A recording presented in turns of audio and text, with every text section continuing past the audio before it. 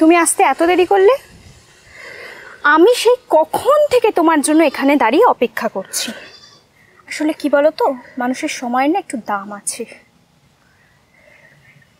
বাহ, আমি তখন থেকে এত কথা বলে যাচ্ছি আর তুমি চুপ করে দাঁড়িয়ে রয়েছো, কি অদ্ভুত। সরি ঈশানী, একটু দেরি হয়ে গেল, এতটা পথ হেঁটে আসলাম তো তাই।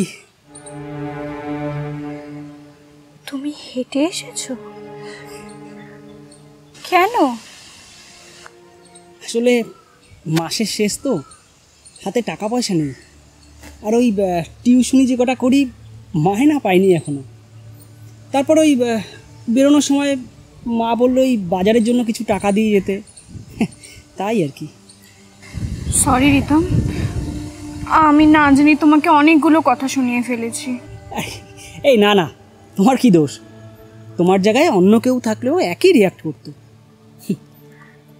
তাছাড়া বেকার ছেলের অনেক সমস্যা গো। এত পড়াশোনা করেও এখনো একটা চাকরি পেলাম না, তার উপর আবার বেকার ছেলের থিয়েটারে অভিনয় করা। ভাবতে পারছো? বাড়ির লোক যে এখনো মানছে, এটাই একটা বড় ব্যাপার। তুমি চাকরি করছো না তো কি হয়েছে? আমি তো চাকরি করছি।